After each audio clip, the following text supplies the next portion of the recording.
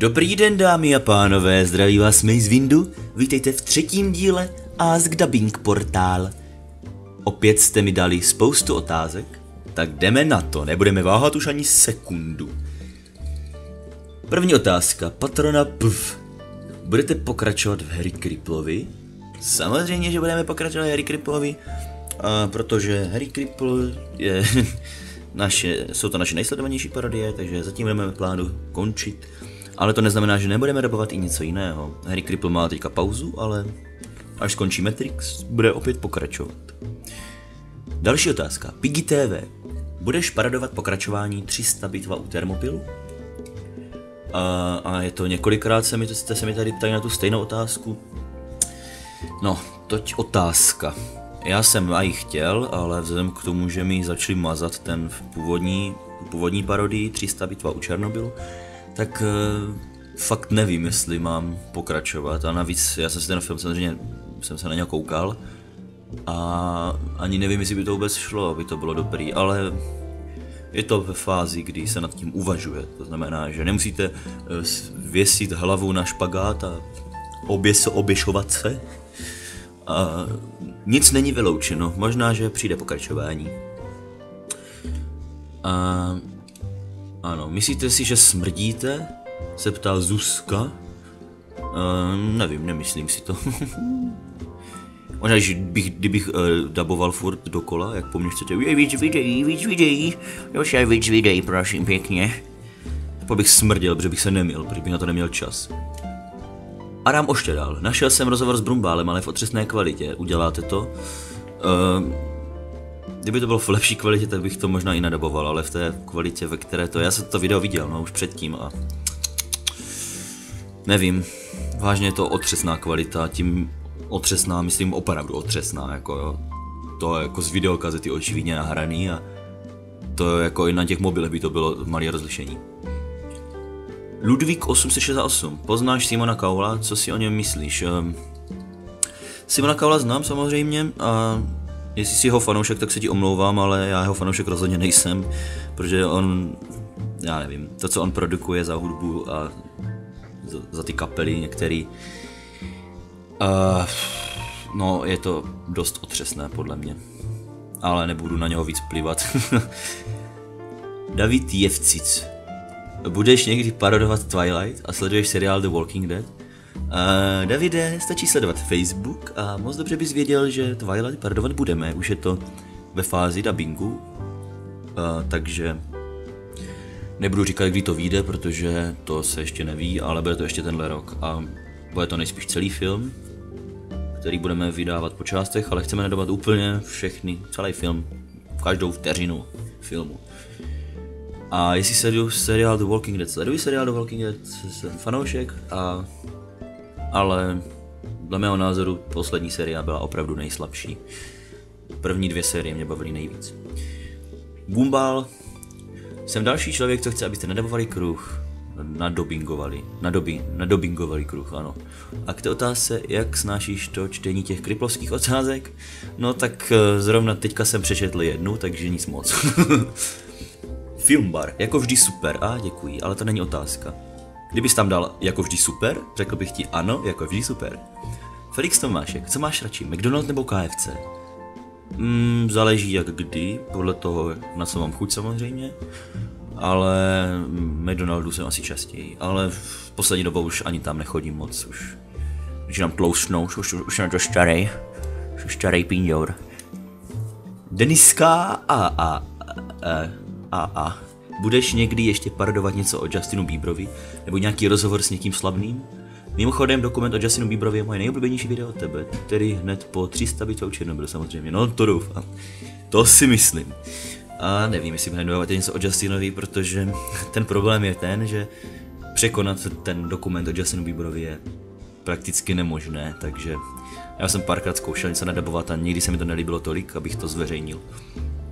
Mám furt nedodabovaný jeden dokument o Justinu Bieberovi v počítači, ale čím díl prostě dělám ostatní parodie, tím méně se mi chce dabovat Justin Bieber. Ale jak říkám, jednoho dne se probudím a řeknu si, kurva, chci nadabovat Justina Biebera. Pak přijde Justin a zaspívá vám vaši oblíbenou písničku. A já mám řidičák. Učím se tancovat. A pořád mi to nejde, protože jsem kripl. Jak dlouho vám trvá vymyslet, napsat scénář na jednu parodii? Jo a mimochodem Kruchci taky, tyhle. Že bych ho fakt nadaboval? No uvidíme. My ty scénáře takhle většinou nepíšeme, nebo já většinu videí dělám sám, takže omlouvám se kolegům, ale jejich účast je čím dál tím menší. Takže já nevím, já když něco dabuju, tak je to většinou, že mě něco napadne třeba. Napadne mě nějaké video, napadne mě, to by mohlo být zajímavý, nějaký základ mě napadne, pak to pustím a začnu mluvit a vůbec nevím, co řeknu. Já prostě fakt kolikrát něco řeknu a fakt až potom si uvědomím, že jsem to řekl, jo. Takže fakt 90% těch videí jsou fakt improvizovaný a dost často i na jeden zátah nebo na 2 zátahy. Ale pak to samozřejmě sestříhám nějak, aby to jako sedlo, že jo, určitě nesedí hnedka a tak. Co takhle zkusit dubbing nějaké hře, například český dubbing na Counter-Strike 1.6, no... Zabili tě Kriple, Kripl položil bombu, ano. Já nevím, ale jako dabovat hru to už, dokud existují filmy, tak jako není to špatný nápad úplně. Třeba nadabovat nějaký cinematik z nějaké hry by nemuselo být špatné, a tak Mafia existuje, že parodie. Uvidíme. Nápadů je spousta. A to abych teda, to se ptalo Švárcíkův druhý kanál i s poklopem, jo, kdyby někdo neměl číst. Mám sushi svek, ano, to ti gratuluju. Ahoj, nechtěl bys si uploadnout nebo dát někam ke stažení Star Wars skrytá koule? Star Wars skrytá koule je na Dailymotion ke zhlédnutí a jestli si myslíš jako, že celý film, tak ten nikdy nevznikl. Vzniklo pouze to, co je právě na Dailymotion.